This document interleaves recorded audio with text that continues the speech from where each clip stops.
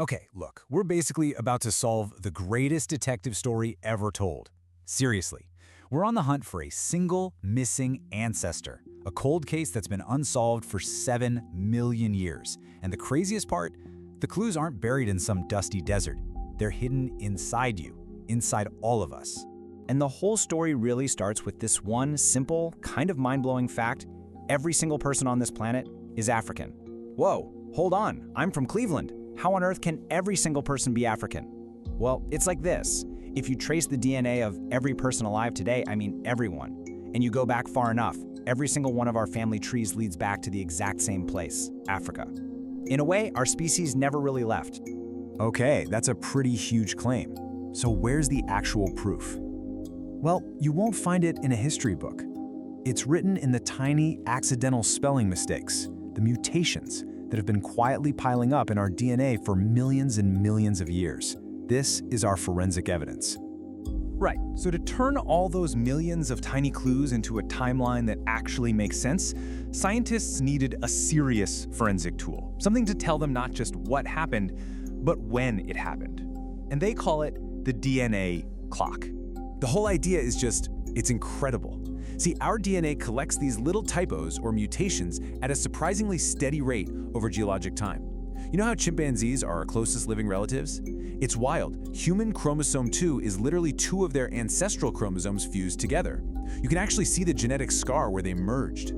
So by counting up all those differences between our DNA and a chimp's, you can wind the clock backwards to figure out exactly when we last shared a grandparent species. But wait, I don't get it. How can a bunch of random mistakes work like some kind of precise clock?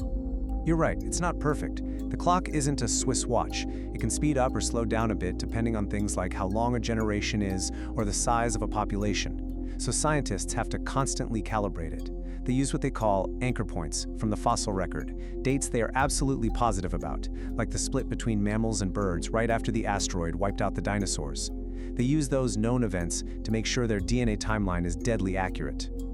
So, with their clock all wound up and calibrated, scientists could finally go hunting. They weren't looking for just any fossil. They were hunting for a ghost, an ancestor that the DNA said must exist, but that was completely missing from the fossil record. A 7-million-year-old ghost. So what happened? They aimed this DNA clock at the biggest question of all. When did the human branch of the family tree officially split away from the branch that led to modern chimps? What date did the gene spit out? The answer that came back was just staggering. About 7 million years ago. So it's just a number. And for decades, that's all it was. A theoretical ancestor with zero physical proof. Exactly, a ghost. That is, until 2001. A team of paleontologists were out in the Jurab Desert in Chad, right in the heart of Central Africa, and they found something that changed, well, everything. They found it. No way. They found the ghost.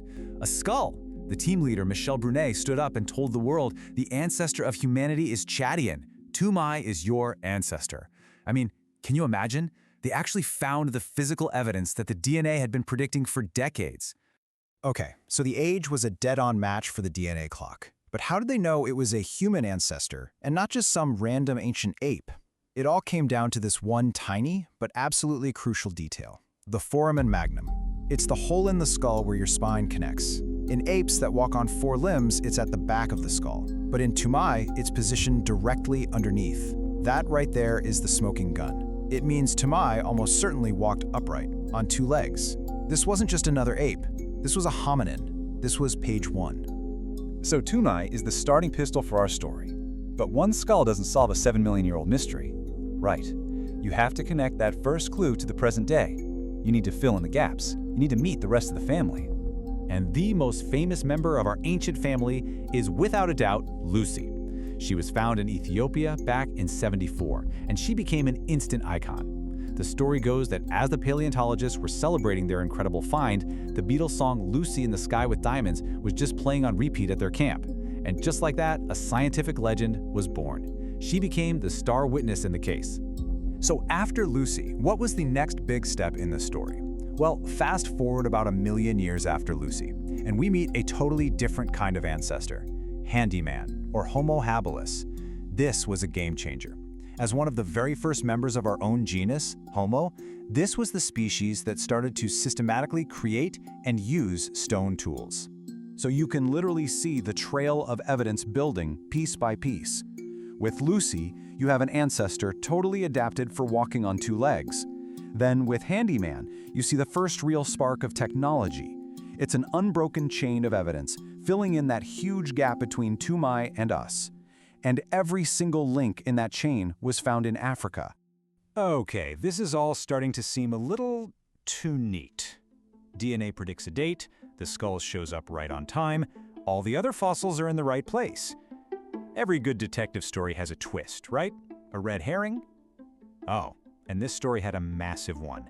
A completely false clue that sent the entire scientific community down the wrong rabbit hole for more than 50 years. And what's absolutely wild is that Charles Darwin totally saw this coming. Back in 1871, with no fossils to go on, just by looking at the anatomy of living apes, he wrote that Africa was our most probable birth continent. The man basically solved the case 100 years before anyone else. So if Darwin figured it out so early, why was he pretty much ignored? Because the first blockbuster fossil ever found, the first thing that screamed missing link, wasn't discovered in Africa.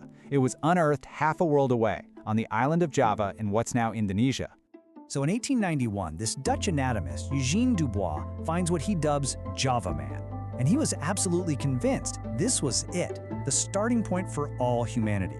This one fossil fueled this powerful out-of-Asia theory that completely dominated science for decades.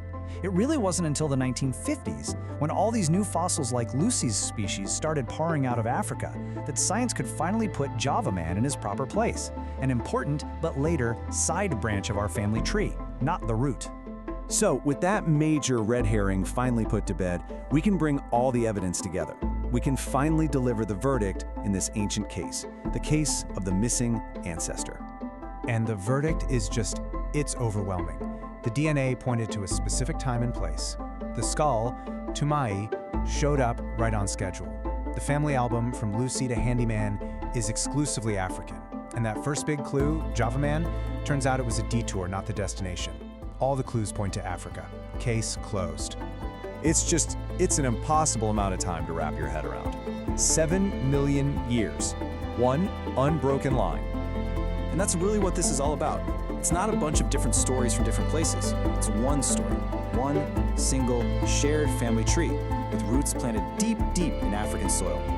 When you really let that sink in, that our family has been one single undivided unit for that long, you start to realize that everything we use to divide ourselves today, every border, every wall, every flag, all of it is just a very recent invention, built right on top of one ancient and undivided human family.